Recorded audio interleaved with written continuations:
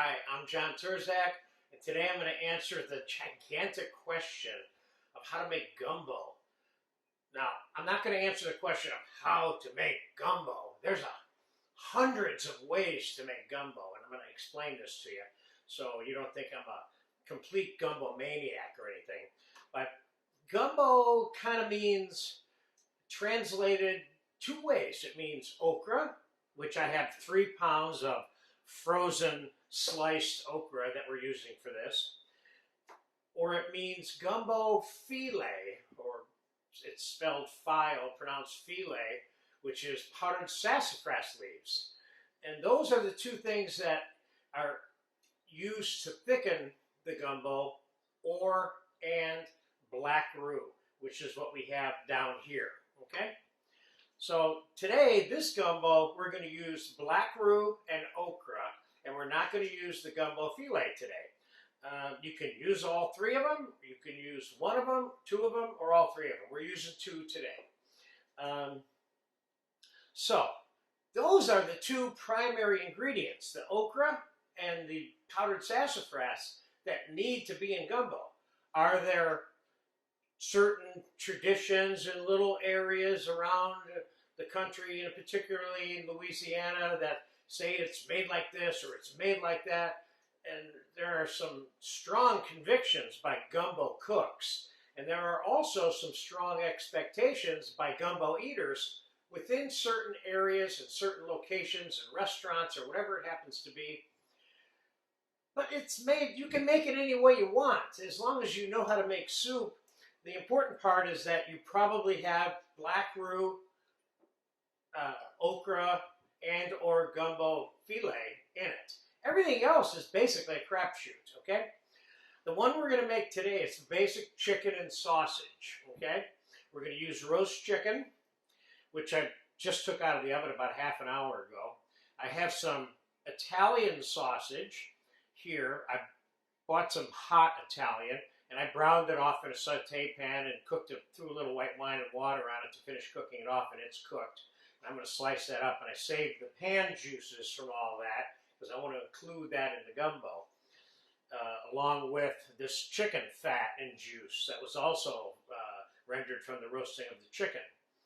But all of the ingredients that I'm going to put in today are just my choice. It's the way that I've been making it. And in spite of all of the, quote, experts that know how to make gumbo, if you look seriously at the history and preparation of gumbo that's 200 to 300 years old, there's so many ways and so many varieties, but there's only 2 or 3 common denominators. Now, chicken and sausage is one of the more popular versions of gumbo, and the other one is seafood with the crab and the crayfish and shrimp and so on and so forth.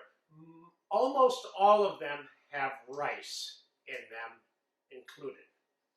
Now, I don't like making, I've made gumbo 200 to 300 times, versions of this formula that we're making today. And one of the reasons I don't put the rice into the gumbo throughout the cooking process is because it changes the texture too much for me, especially when I let it sit overnight or for 2 or 3 days. And gumbo can get better when it sits in the refrigerator too. What I like to do is I like to make a timbale of rice and put it over the top of the main dish portion of the gumbo, which is what we're making today. And then garnish this chicken and sausage gumbo with grilled shrimp. So then you're really getting some shrimp. You're getting the rice, which is kind of mandatory, but it's mainly a chicken and sausage gumbo that we're making today. Let me go through the ingredients with you. I touched on a couple of them. I talked about the sausage, the black roux, the chicken. I'm going to use mirepoix, celery, carrots, and onions, rendered bacon. I'm going to use roasted garlic puree. I'm going to use red and green peppers, white wine. I'm going to put tomato concasse. You can use just chopped fresh tomatoes or any kind of tomato product you want, actually. Bacon fat is what I'm going to be sauteing a lot of this stuff in. I'm going to add some mushrooms. I'm going to add some hot sauce. And these are for the shrimp for later. But why don't we get the cooking part started? Those are the basic ingredients that I'm going to use today, okay? I got my bacon fat, and I have a hot pan back here. And I'm going to put the bacon fat in it. This is going to take, I'm putting about,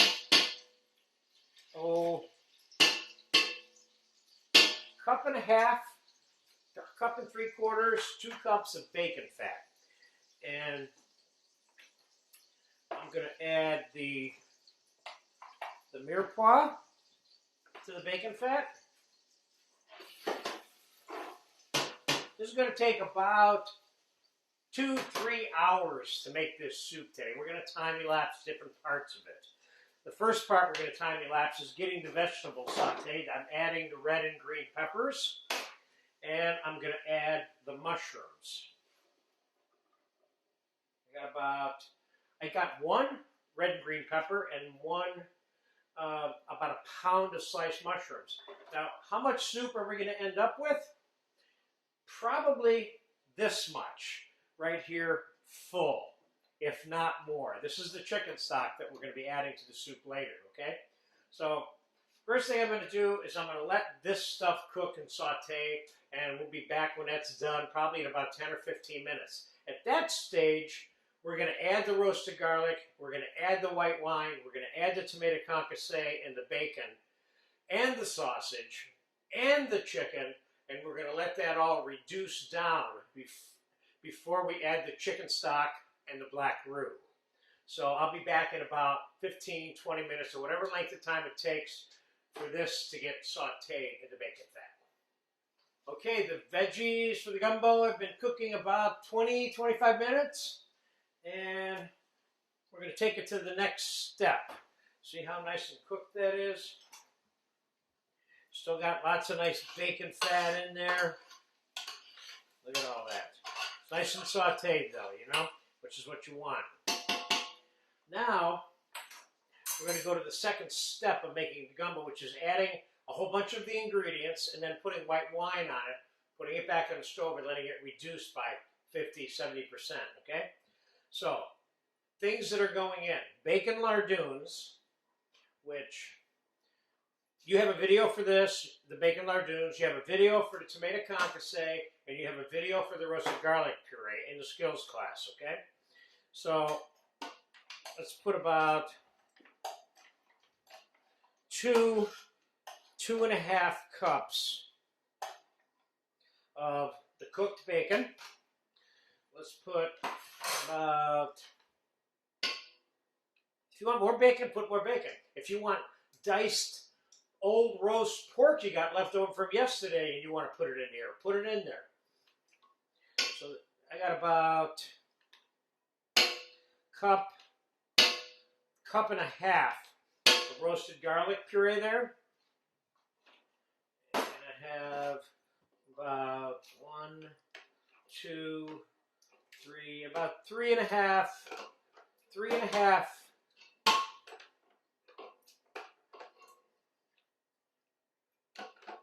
I got 4 cups of tomato concassé in there.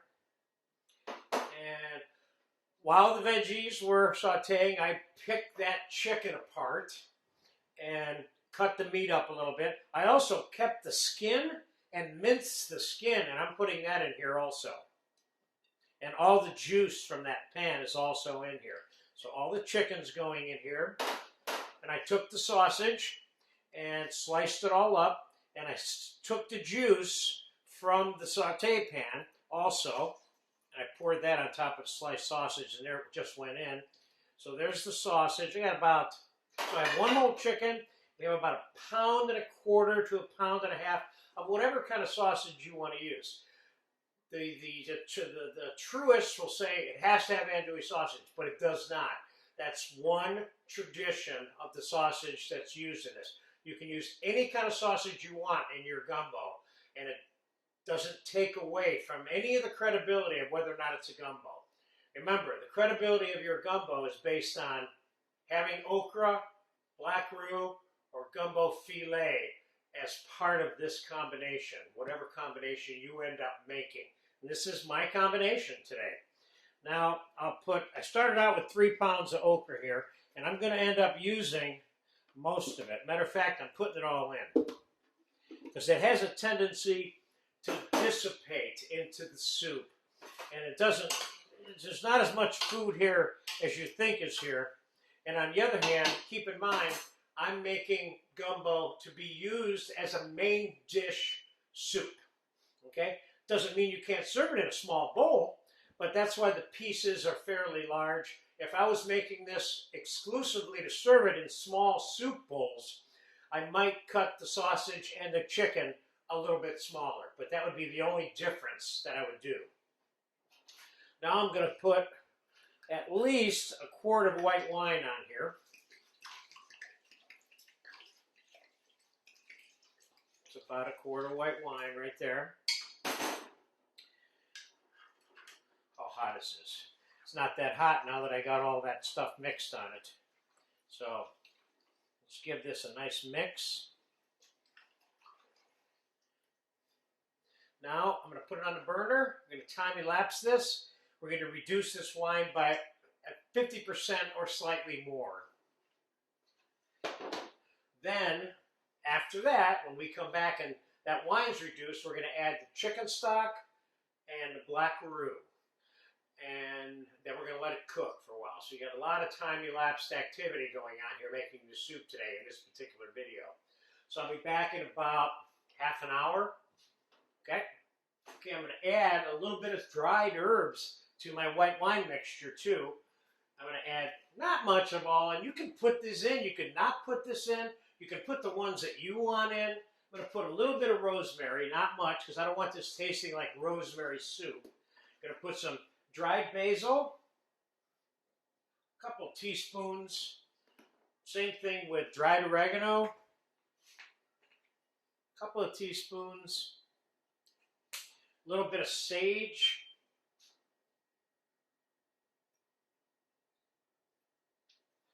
and I'm going to put a little bit of dried tarragon in there. I want to get that in there before this reduction gets into full swing. And we're going to mix that in there. And well, I'm still mixing that garlic puree up in there. There you go. That's good.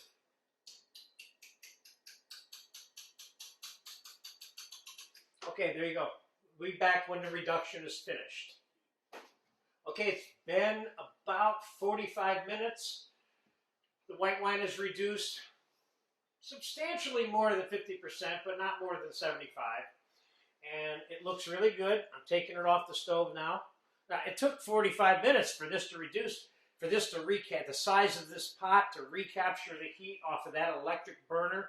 If you have this on a higher gas burner, it's not going to take as long. So now we're going to take this to the next step.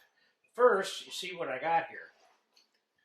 It looks like chicken and sausage stew right now, which in essence, gumbo is going to end up being chicken and sausage stew. We're going to have it as the main dish, but I'm going to change the texture of this drastically. We're going to begin by adding, we're going to start out with a couple of quarts of chicken stock. And while that is not real hot, we're going to add the black roux to this. And I think in this case, I'm probably going to be adding, oh, let's say, probably about, pushing about 2 cups, 1 3/4 cups, something along those lines. Let me see here. Let's get this scraped out.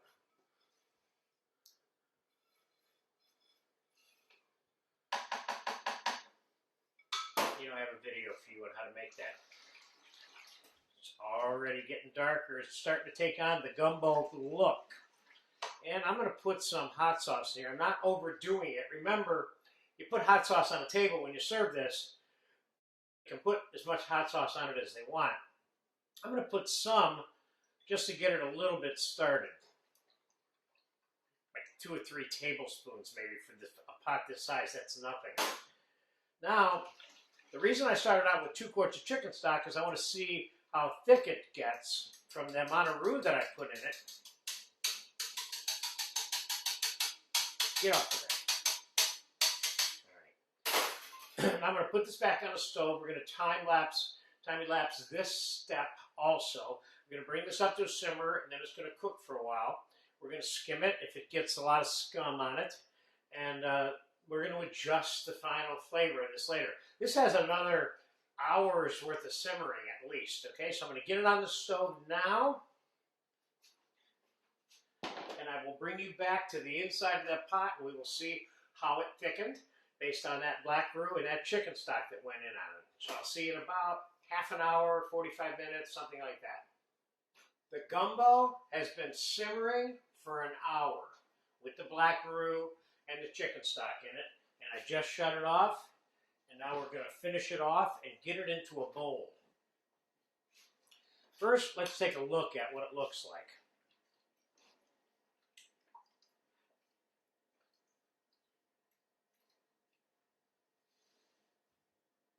Nice. This is nice and meaty. If you're going to serve it as a main dish rather than a little cup of soup or something like that, then this makes sense to me, okay? So, the finishing process. First, I'm going to taste it. I already tasted it once. I know it has enough salt in it. And I didn't even put any salt in it. Just that the sausage had a fair amount of salt in it, evidently. And well, I certainly salted the chicken. You know what I'm saying? Okay, so here's what I think it needs. I think it needs some more hot sauce, and I'm going to put that in it. I don't want to get carried away with the hot sauce, so you can have the hot sauce on the table. I'm going to put some more roasted garlic puree in it. I'm going to put another half cup. I'm going to put, let's say it's about 6 ounces of whole butter into this and mix it into it. Typically, as I always advise, 2 ounces per quart if you're going to be buttering the finished item that you're serving.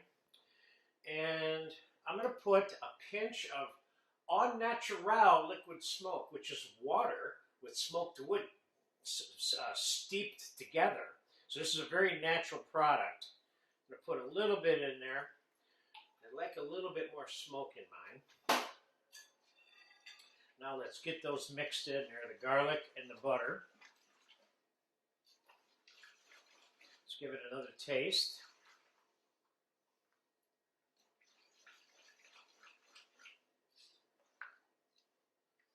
I expect that what I just did is going to mellow this out. There's one thing I think it also might need, which it might need a little pinch of sugar added to it.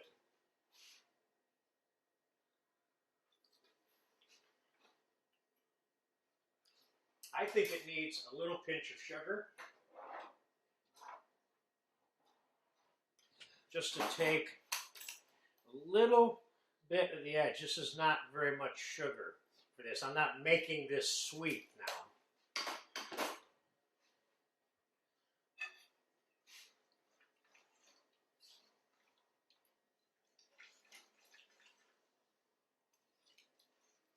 Finishing gumbo, there can be an extraordinary amount of finishing processes involved.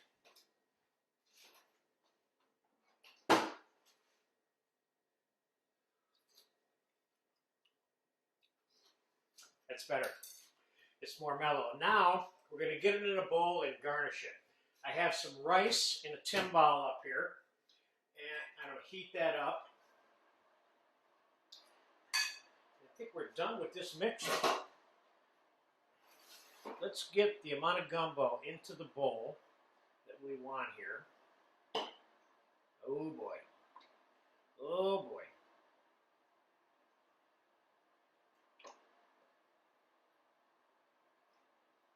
That is looking like a dinner there. Now it's even more of a dinner. Oh, by the way, I added another cup of bacon during the simmering process because I just wanted some more bacon in it. Okay, now let's get this bowl up and play with a couple of finishing concepts here. First, the rice, which is the jasmine rice. I have a video for that here. I have two different ways to make jasmine rice videos here for you. So it's in a cup. I put a little bit of olive oil in the bottom of the cup, and I'm reheating the rice that was cold. So now we have the traditional rice part added. Now this is a chicken and sausage gumbo. I have some sauteed shrimp over here, decent sized shrimp. I'm going to put those in there. And I want some little bit of red color on here. I'm going to sprinkle a little bit of red peppers on top of there. And I'm going to put a little bit of pieces of fresh tomato on here. And I got some fresh chopped basil here. You can put chopped parsley, chopped cilantro. I want to put a little bit of green on there. Then I have some Parmesan cheese. I'm going to put some Parmesan cheese pieces on here. This soup is starting to look more and more like a main dish all the time. I like this with the cheese on it. That makes it another little dimension. Now, we've got this little crayfish I sauteed with the shrimp. Let's have him trying to get out of the bowl. And I think that's it. That's enough. That's gumbo dinner. This is one way of the hundreds of ways to make gumbo. And this gumbo was thickened with the okra and the black roux. This looks good. We're going to eat this as soon as this camera gets shut off. You can count on that. So there you have a main dish version of a regional soup from Louisiana, gumbo.